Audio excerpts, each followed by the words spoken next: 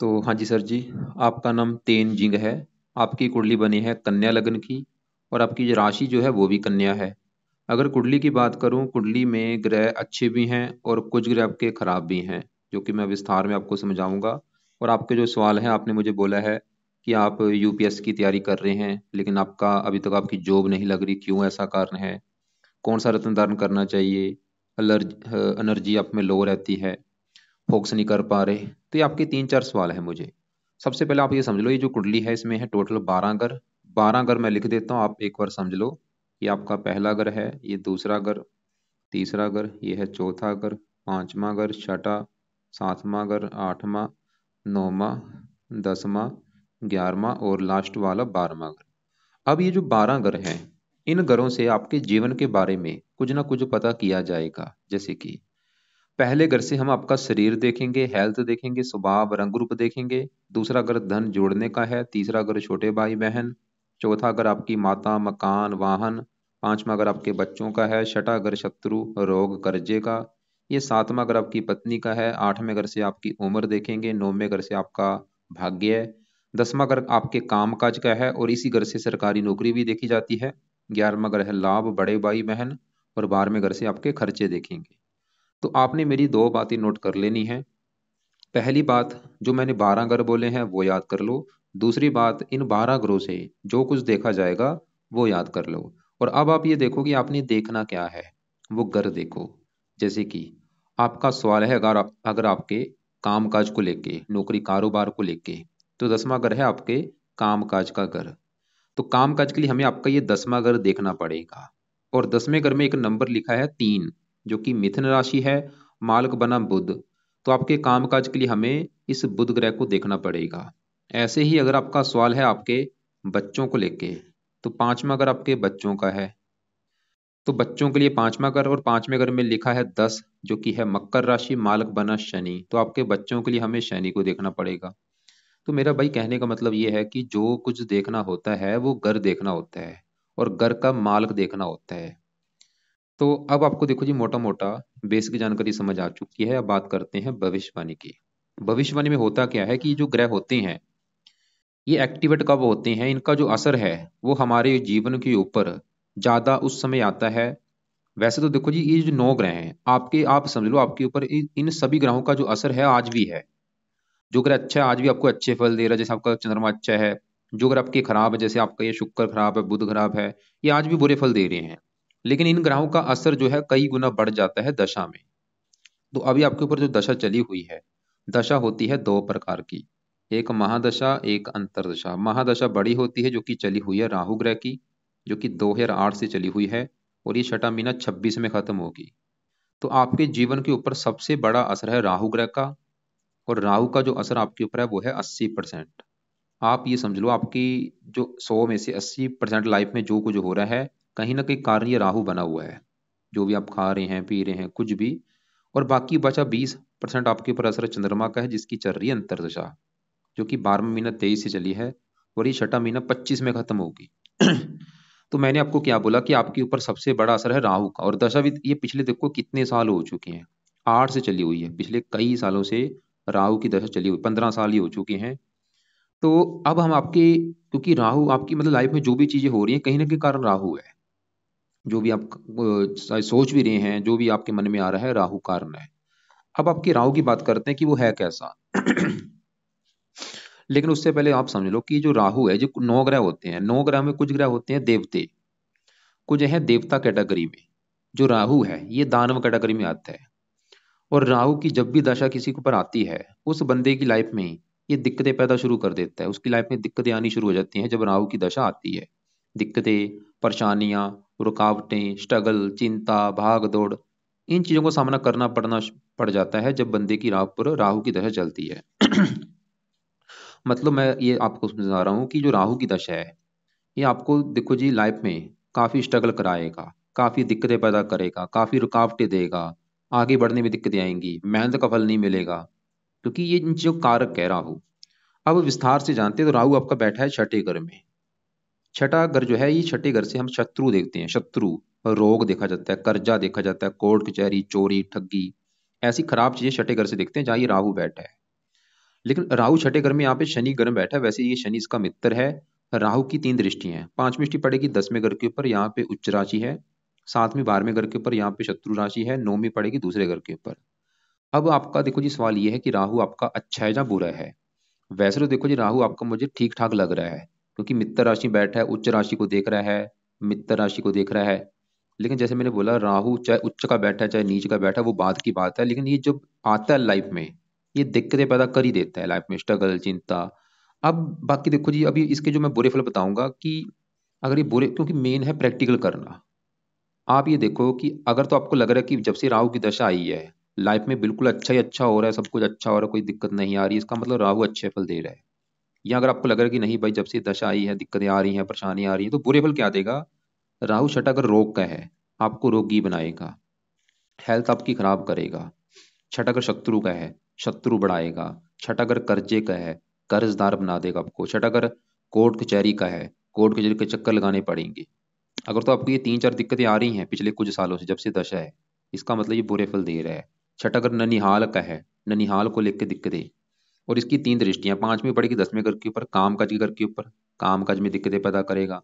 तो अगर आपके काम काज में दिक्कतें आ रही हैं, ये बुरे फल दे रहा है। और इसकी दूसरे घर को दृष्टि देगा, धन की हानि करेगा, धन खर्च होता रहेगा, खर्चे 12वें घर को देखेगा। और ये जन्मभूमि से आपको दूर लेके जाएगा, वहां पे वैसे आपको फायदा दे सकता है। आपके देखो जी कुंडली में बहुत बड़े लेवल पे योग बने हुए हैं, कई योग बने हैं कि आप अपनी जन्मभूमि से दूर जाएंगे और वहां पे आपको ज्यादा फायदा होगा। तो इसलिए कोशिश करो जन्मभूमि से दूर जाके काम करने की, क्योंकि ये 12वां घर विदेश का, ये राहु विदेश का कारक है। चौथा घर जन्मभूमि का, उसका मालक गुरु, वो 9वें घर में है। यहाँ पे ये बुध आपका, शुक्र 8वें घर में, विदेश का घर है ये भी। लेकिन अब देखो जी, मेन सवाल है कि राहु ऐसा आप क्या काम करे कि राहु बिल्कुल अच्छा हो जाए, ये बुरे फल आपको दे ही ना। तो राहु के लिए क्या करो, क्योंकि इसका सही होना बहुत जरूरी है। अगर आप अपना काम का सेट करना चाहते हैं, आगे बढ़ना चाहते हैं, फोकस करना चाहते हैं, एनर्जी बढ़ाना चाहते हैं, ये इसको सही करना पड़ेगा भाई। तो इसके लिए सबसे पहला जो उपाय है, आप इसके मंत्र एक बार पूरे करो, जो कि है 18,000। ये संकल्प लो, अभी शनिवार जो आएगा, शनिवार के दिन संकल्प लेके ये मंत्र स्टार्ट करो। संकल्प कैसे लेना है आपको मैं अलग से वीडियो भेज दूंगा, फिर भी मैं अभी थोड़ा सा बता देता हूँ। तो शनिवार को रात के समय संकल्प आप ये लेना कि हे राहु देवता जी, मेरा नाम तेन जिंग है, मेरी जात ये है, गोत ये है, आपकी मेरे पर चली हुई है बड़ी महादशा, और मुझे लाइफ में भी काफ़ी दिक्कतें आ रही हैं, नौकरी नहीं लग रही, और भी दिक्कतें परेशानियाँ आ रही हैं। प्लीज़ मैं चाहता हूँ मेरे काम काज का सुख अच्छा मुझे मिले, आपका जो बुरा फल वो प्लीज़ मुझे ना मिले। इसलिए आपके जो मंत्रों की संख्या है वो मैं पूरी करने जा रहा हूँ। तो इस प्रकार आप संकल्प लेके मंत्र एक बार पूरे कर लो। मंत्र पूरे करने में आपके चाहे 11 दिन लग जाए, चाहे 21 दिन लग जाए, चाहे 40 दिन लग जाए, मंत्र एक बार पूरे कर लेना। मंत्र है ओम राम राहवे नमः। माला से करने हैं। जब आप मान लो मंत्र पूरे कर लेंगे, फिर क्या करना, मंत्रों को आपने छोड़ देना है। लेकिन आपने फिर दूसरे को उपाय को शुरू करना है, जो कि है राहु कवच का पाठ। अब ये जो पाठ है, रोजाना रात को पढ़ना है, या इसकी ऑडियो लगा के सुन लिया करो। तीसरा उपाय, राहु स्रोत का पाठ आपने पढ़ना है। चौथा उपाय, यहाँ पे देखो 2 पाठ लिखे मैंने। सबसे पहले तो मंत्र पूरे कर लेना भाई, उसके बाद ये दोनों पाठ, राहु कवच का पाठ और स्रोत का पाठ, इनको जा तो पढ़ लिया करो अगर संस्कृत आती है, या इनकी ऑडियो लगा के सुन लिया करो। और चौथा उपाय, राहु का दान करो।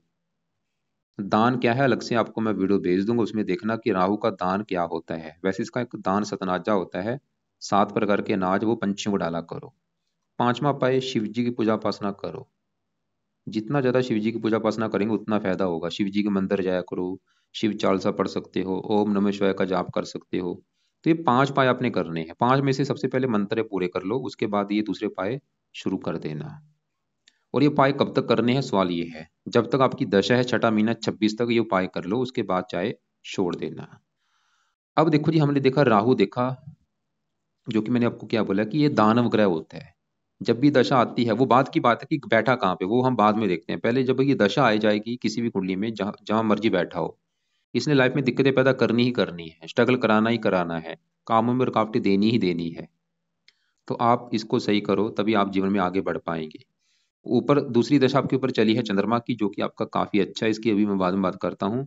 लेकिन आपकी देखो जी कुंडली में ये जो शुक्र बुध, ये मुझे ज़्यादा खराब लगे हैं और इनका सही होना आपके लिए बहुत जरूरी है। तो इनको मैं विस्तार में समझाता हूँ। सबसे पहले देखो, ये शुक्र बुध बैठे हैं आपके कुंडली के 8वें घर में। ये जो 12 घर आपको मैंने बोले थे, 12 घरों में 3 घर कुंडली के अच्छे घर नहीं होते। छठा घर, 8वां और 12वां, इन घरों को त्रिक भाव कहते हैं, ये अच्छे घर नहीं होते।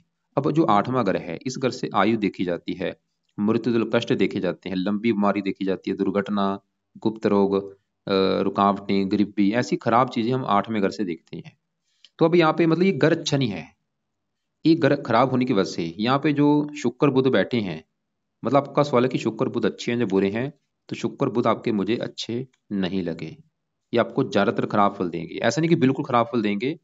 आप शुक्र की अगर बात करें तो शुक्र आपको 100 में से 60-70% खराब फल देगा, ऐसे बुध भी आपको 60-70% खराब फल देगा। तो पहले मैं शुक्र की बात करता हूँ कि वो क्यों खराब है। शुक्र खराब होने का पहला कारण, वो 8वें घर में आके बैठा है, खराब घर में।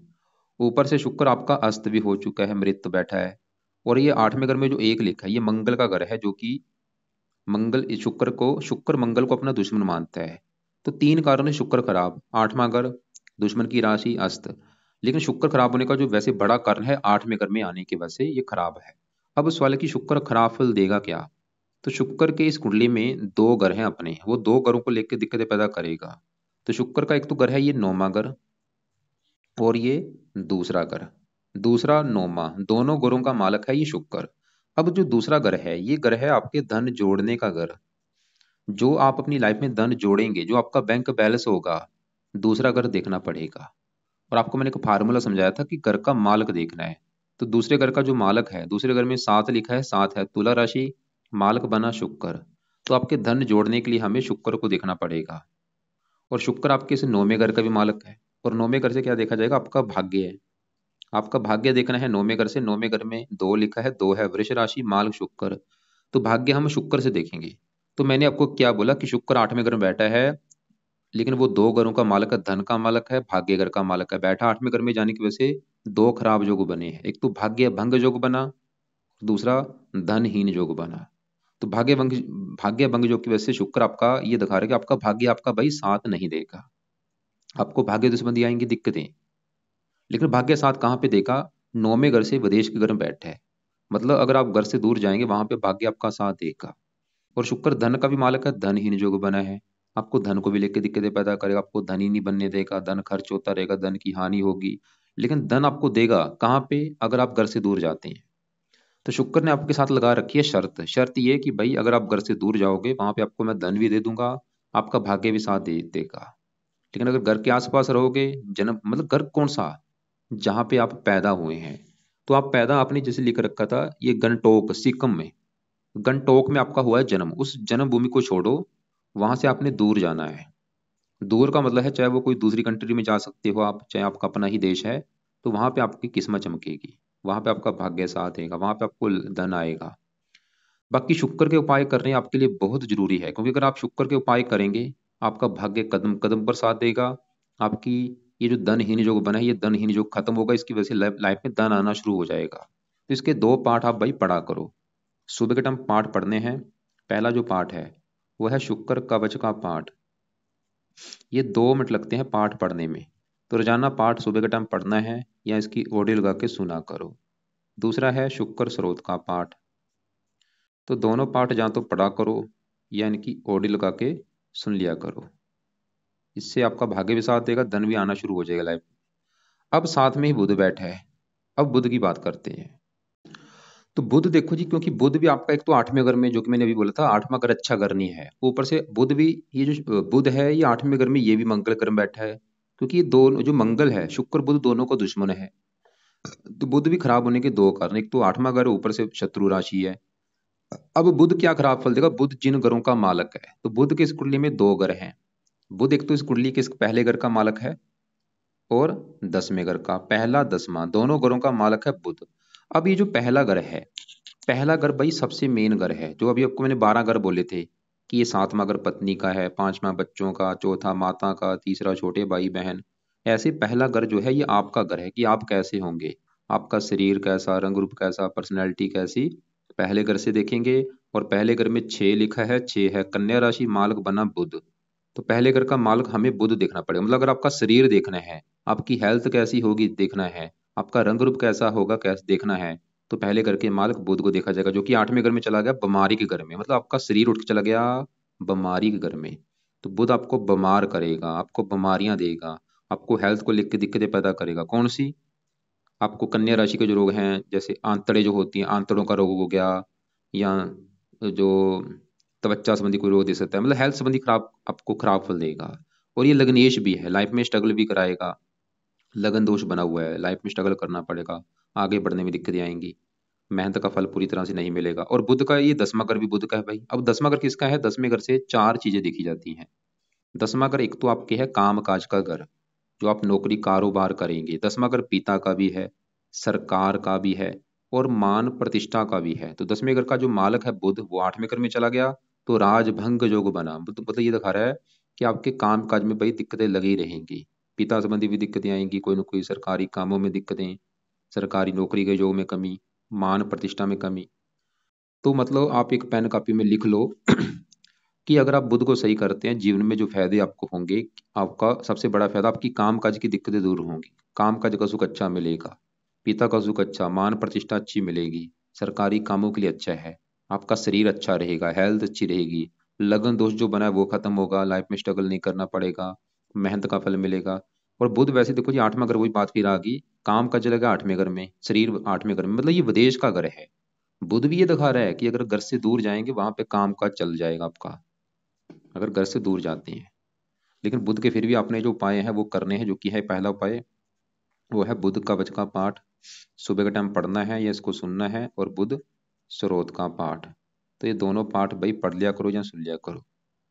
तो यहाँ पे देखो जी, शुक्र कवच, शुक्र स्रोत, बुध कवच, बुध स्रोत, चार पाठ आपके हो चुके हैं, 2-2 मिनट के पाठ हैं, सुबह के टाइम पढ़ने हैं या इनकी ऑडियो लगा के सुना करो। वैसे बुध के जो देवता हैं गणेश जी हैं, आप गणेश जी की भी पूजा उपासना कर सकते हैं, गणेश जी के मंदिर जाया करो। ऐसे शुक्र की देवी माता लक्ष्मी जी है, उसकी भी पूजा उपासना से आप शुक्र को सही कर सकते हैं, ये भी आपकी मर्जी है, आप कर लेना। बुध गणेश जी और माता लक्ष्मी जी की भी पूजा उपासना किया करो। अब इसी घर में 8वें घर में सूर्य बैठे, वैसे सूर्य यहाँ पे उच्च का बैठा है, ये उम्र के लिए अच्छा है, और भी अच्छे फल देगा आपको। अब देखो जी आगे बढ़ते हैं, आपके यहाँ पे मैं शनि की बात करता हूँ। शनि है इस घर का मालक 5वें घर का, जो कि आपकी है संतान का घर। 5वां घर संतान का भी है, आपकी पढ़ाई का भी है, आपकी बुद्धि का भी है। तो 5वें घर की जो चीजें हैं, 5वें घर के मालक को देखनी पड़ेंगी। 5वें घर में 10 लिखा है, 10 मकर राशि, मालक शनि, तो हमें देखना पड़ेगा 5वें घर के मालक शनि को। और शनि कहाँ बैठा है? कुंडली के चौथे घर में। तो शनि हमने क्या देखा कि वो 5वें घर का मालक है और बैठा है चौथे घर में। अब चौथा घर जो है, ये चौथा घर भाई आपकी है माता का घर, कि माता कैसी होगी, आपका मकान कैसा होगा, वाहन कैसा, भूमि जमीन जायदाद, नौकर चाकर कैसे हैं, घरेलू सुख कैसा, घर का माहौल कैसा, ये चीजें जो भी मैंने बोली है लिख के रख लो। इन चीजों को देखने के लिए ये चौथा घर देखना पड़ेगा। और फार्मूला है घर का मालक देखना है। तो चौथे घर में 9 लिखा है, जो कि धनु राशि, मालक गुरु। तो चौथे घर के मालक गुरु को देखना पड़ेगा, चौथे घर की चीजों को देखने के लिए। और गुरु के अलावा चौथे घर में शनि बैठा है, शनि को भी देखा जाएगा। तो 2 ग्रह देख के डिसाइड होगा आपकी चौथे घर की चीजों के बारे में, चाहे वो माता है, मकान है, वाहन है, भूमि है, जमीन है, जायदाद है। तो पहले मैं चौथे घर में शनि की बात करूं, तो शनि चौथे घर में किसके घर में बैठा है? गुरु के घर में, और गुरु को अपना दुश्मन मानता है। आपको मैं एक एग्जांपल समझाता हूँ। तो हाँ जी, मैं बात कर रहा था एग्जांपल की। एग्जांपल ये है कि जैसे कि देखो जी, मान लो मेरा घर है, मेरे घर में मेरा कोई दुश्मन आ जाए। अब मेरा जो दुश्मन मेरे घर में आया होगा, तो वो मेरे घर का नुकसान कर देगा, वो मेरे घर में सामान तोड़ देगा, फ्रिज तोड़ देगा, टीवी तोड़ देगा, फर्नीचर तोड़ देगा मेरा, क्योंकि दुश्मन है मेरे घर में आ चुका है। अब वो काम यहाँ पे शनि करेगा। शनि चौथे घर में गुरु घर में बैठा है, गुरु इसका दुश्मन है, तो शनि इस चौथे घर को खराब कर देगा। मतलब चौथा घर आपकी माता का है, तो शनि आपकी माता के सुख में कुछ कमी कर सकता है। कमी का मतलब है जहाँ तो माता को बीमार करेगा, या माता से आपकी बनेगी नहीं, माता से मनमुटाव होता रहेगा। चौथा घर मकान का है, जहाँ तो आपको मकान को भी लेके दिक्कतें पैदा कर देगा। मकान को लेके दिक्कतें मतलब जहाँ तो आपके पास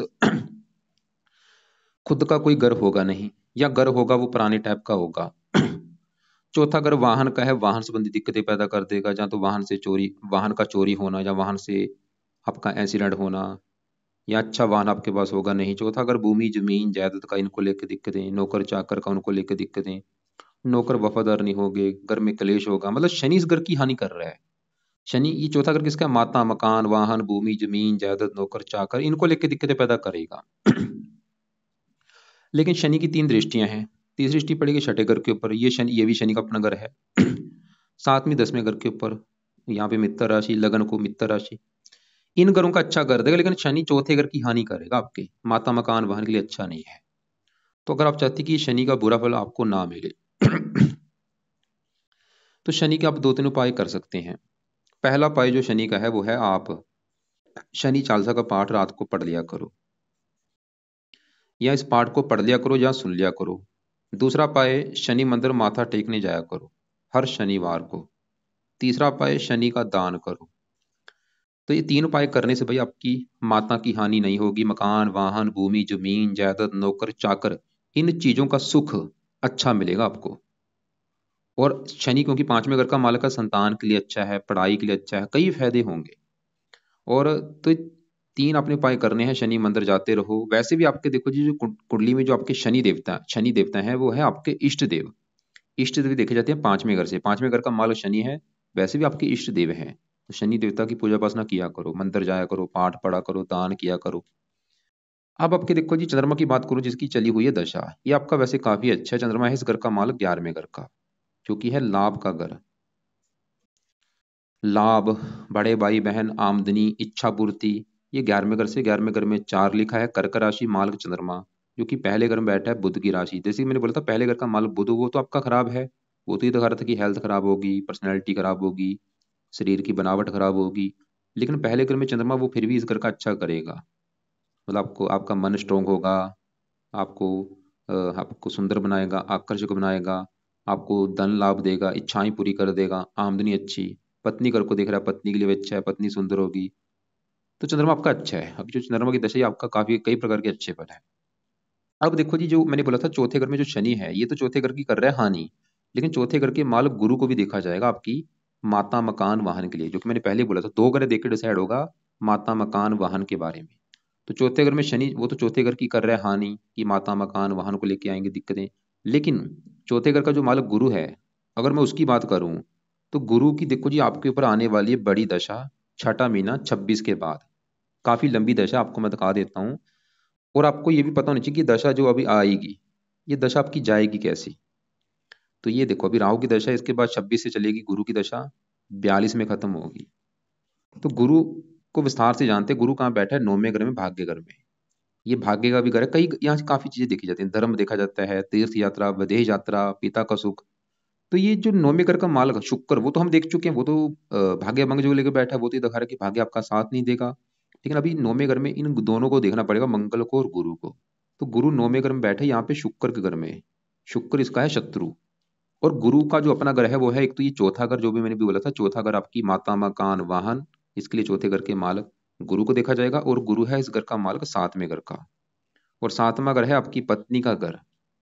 पत्नी के लिए 7वां घर, 7वें घर में 12 लिखा है, मीन राशि मालक गुरु। सवाल ये है कि गुरु अच्छा है या बुरा है। तो गुरु देखो जी, मैं ये नहीं बोलूंगा कि आपको बड़े लेवल पे अच्छे फल देगा, और ये भी नहीं बोलूंगा कि आपको खराब फल देगा। मतलब आपको सामान्य मात्रा में ठीक ठाक फल देगा। मतलब तकरीबन अच्छे फल ही देगा, लेकिन ठीक ठाक से।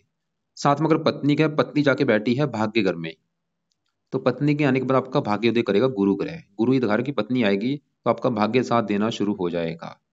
और गुरु चौथे घर का मालक है मकान वाहन के घर का। वैसे गुरु ये भी दिखा रहा है कि आपको मकान वाहन का सुख मिल जाएगा, खासकर गुरु की दशा में। मतलब जो गुरु की दशा चलेगी उसमें आपको मकान वाहन का सुख नसीब होगा, आपको पत्नी के लिए अच्छा है।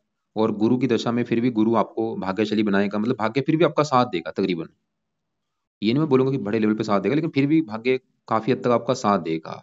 गुरु आपको धार्मिक बनाएगा, परोपकारी बनाएगा, दानी बनाएगा, आप आपसे तीर्थ यात्रा करवाएगा, आपको धार्मिक बनाएगा। ये काफी, गुरु की तीन दृष्टियां, पांचवी पहले घर के ऊपर, यहाँ पे पहले घर को देखेगा। तो गुरु मतलब आपको ज्ञानी बनाएगा, आपको ज्ञान देगा, समझ देगा, बुद्धिमान बनाएगा, मेहनती बनाएगा। पांचवें घर को देखिए, यहाँ पे नीच राशि, थोड़ा सा पांचवें घर को खराब करेगा, संतान संबंधी चिंता पैदा करेगा। कन्या, लड़कियां ज्यादा पैदा कर सकता है। लेकिन हमने ऐसा एक काम करना है कि ताकि जो गुरु की दशा आपकी आने वाली जो भी, वो अच्छी जानी चाहिए, बिल्कुल अच्छी जाए, बुरा फल मिले ही ना। वैसे तो अच्छे फल देगा ही आपको, तकरीबन 100 में से 60-70% अच्छे फल देगा। इसके अच्छे फल और बढ़ाने के लिए आप क्या करना, लिख लो आप। अभी नहीं करने उपाय, उस इसकी दशा में करना, जो कि छठे महीने 26 के बाद चलेगी। उस समय आपने बृहस्पति कवच का पाठ पढ़ना है और बृहस्पति स्रोत का पाठ, ये दोनों पाठ उस समय पढ़ने हैं। और जानना जब इसकी चलेगी दशा, उस समय इसका व्रत रखा करो दशा में। और उस समय इसके मंत्र एक बार 19,000 पूरे कर लेना जब इसकी चलेगी दशा। तो ये उपाय आपने करने हैं उस समय।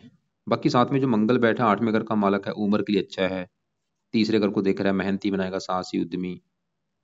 केतु 12वें घर में मोक्ष के लिए अच्छा है।